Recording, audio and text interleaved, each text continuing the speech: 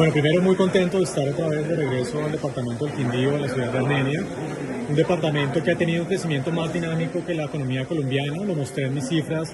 El año pasado la economía creció 1,6%, el total nacional. El departamento del Quindío creció 2,2%, con una base importante de crecimiento jalonado por el sector del café, el sector de la agricultura, que ha sido muy importante desde el punto de vista tanto del valor agregado como de la generación de empleo. El sector turístico, que ha tenido un repunte muy importante como en todo el país, pero especialmente clave para el departamento del Quindío. Y por supuesto la dinámica del sector comercio, que ha sido también uno de los grandes jalonadores de la actividad productiva. Un departamento además que está bien en materia de competitividad, ocupa la 9ª posición en 32 departamentos. La ciudad capital ocupa la 10ª posición también entre 32 ciudades capitales.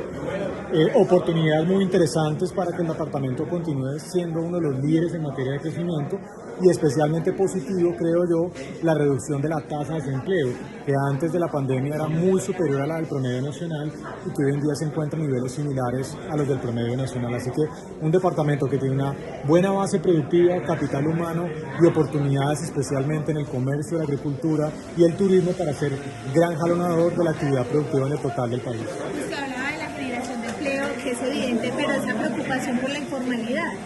Sí, ese sigue siendo infortunadamente el gran reto del mercado laboral en Colombia. Hemos tenido una mejora importante en la tasa de desempleo. En lo promedio del año ha sido 9,1% en el total.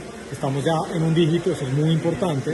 Pero infortunadamente la informalidad laboral en Colombia sigue siendo muy alta, cercana al 57%. Esto quiere decir que casi 6 de cada 10 ocupados en Colombia son informales. Ahí todavía tenemos retos importantes para avanzar a través de mejores formaciones de capital humano, pertinencia de la formación para el trabajo, hacer más barato los negocios en el país. Eso va a ser también importante eventualmente en una nueva reforma tributaria.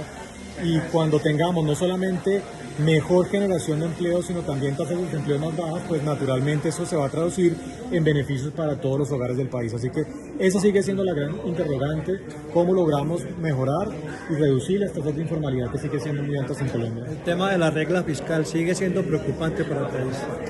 Yo le diría que hay dos temas que llamarían nubarrones en el horizonte en el frente económico. El primero, que la inversión en Colombia ha venido cayendo. Hoy estamos con una tasa de inversión de apenas el 16% del PIB, que es la más baja en más de 25 años, y eso tiene implicaciones en materia de crecimiento económico. Y el segundo, indudablemente, la preocupación en el frente fiscal.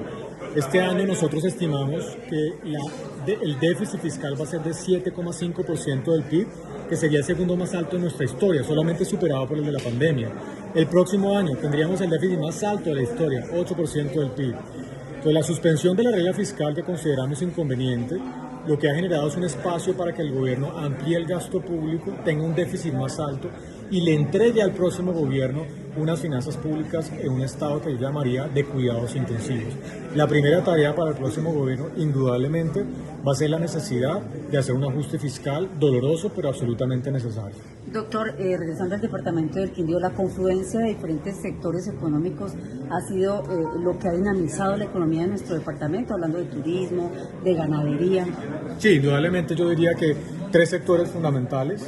La agricultura, entre otros, jalonada por el crecimiento tan importante de la cosecha cafetera, con precios históricamente altos que naturalmente han beneficiado al departamento. Importante mencionar que si bien la agricultura representa el 9% del PIB en el territorio nacional, en el departamento del Quindío es del 28%. Por eso cualquier buena noticia en el frente de la agricultura es fundamental para el departamento. Segundo, sector de turismo. Hemos tenido récord histórico de visitantes desde el extranjero, además también mucho turismo local, y el eje cafetero, incluyendo por supuesto el departamento del Quindío, es un destino absolutamente atractivo, natural para todas las personas, y por eso ha sido también una fuente importante de crecimiento. Y el tercer factor es el sector del comercio, un sector de comercio que en lo corrido del primer semestre del año ha crecido por encima del 5%, muy por encima del crecimiento económico promedio, que es del 2,5%, es decir, está creciendo al doble del promedio nacional, y eso también ha jalonado de manera importante la actividad productiva del departamento del Quindío. Hablaba también de un fenómeno muy interesante como las remesas. Hablemos un poco de ese comparativo que usted hacía. Mire, el tema de las remesas realmente ha sido extraordinario en materia de comportamiento. Estamos en un máximo histórico, 13.800 millones de dólares de remesas ha recibido anualmente el país con corte a julio de este año.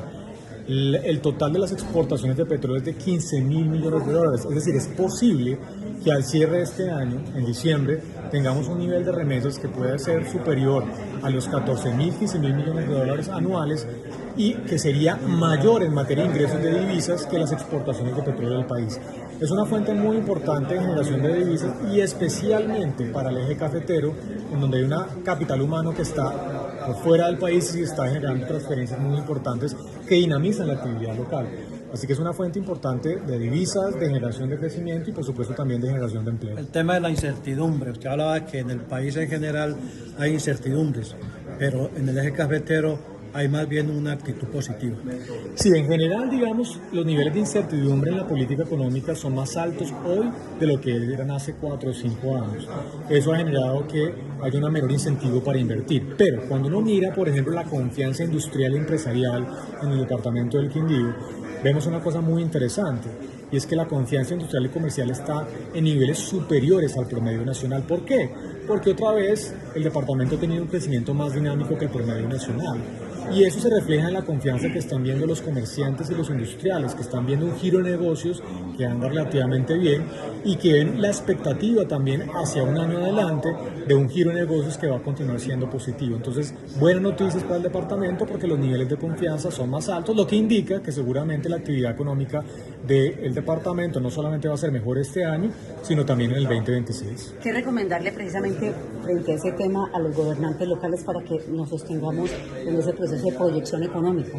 Bueno, primero una visión estratégica de largo plazo. A pesar de que los gobernantes tienen 4 años de gobierno, realmente hay que continuar trabajando en visiones estratégicas que no sean políticas de gobierno, sino políticas de Estado, fortaleciendo el capital humano, la formación técnica y tecnológica del departamento, la infraestructura que va a ser fundamental para poder materializar los dividendos de ese turismo más alto que está llegando. La agroindustria para poder vincularse a las cadenas globales de exportación y que esa rentabilidad en la comercialización no solamente le llegue justamente a un tercero, sino a quienes están produciendo hoy en día, por ejemplo, en café en el departamento. Ahí se han hecho tareas interesantes, pero hay que continuar trabajando en esas visiones estructurales de largo plazo para el departamento del Quindío. ¿Cómo influye,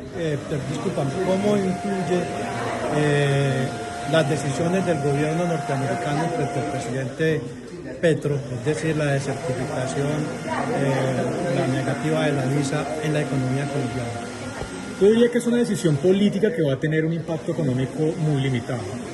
La decisión económica es clara cuando se anuncia la desertificación del país. Hay una especie de lo que se llama el waiver, es decir, una cláusula de escape que dice que esa desertificación no va a tener ninguna implicación desde el punto de vista de la cooperación económica, que es tan importante para el país, y que tampoco va a generar sanciones específicas adicionales frente a esa relación bilateral. Eso es una gran noticia porque implica, ratifico, que el impacto económico de esa desertificación va a ser muy limitado. ¿Qué está pensando el gobierno Trump?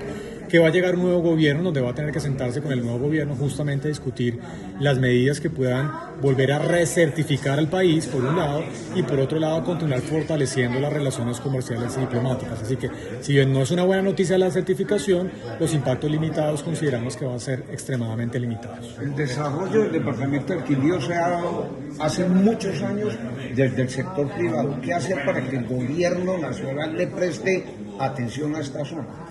Ese es un tema crítico porque la generación de crecimiento económico y del empleo realmente no es una tarea del gobierno nacional. Lo que tiene que hacer el gobierno nacional es generar las condiciones y las reglas del juego para que el sector privado pueda invertir, confiar en el país, creer en el largo plazo. Disminuir la incertidumbre es absolutamente crítica, es un primer paso, pero el segundo paso es un llamado al gobierno nacional para que tenga un diálogo franco, claro, con las autoridades a nivel local, que abandone la ideología, que simplemente vuelva a construir de manera positiva esas relaciones con los departamentos, con los municipios, para poder trabajar de manera conjunta en el desarrollo del país. Entonces, menor incertidumbre y diálogo constructivo van a ser claves para que el gobierno nacional pueda influir de manera positiva en ese desarrollo a nivel local.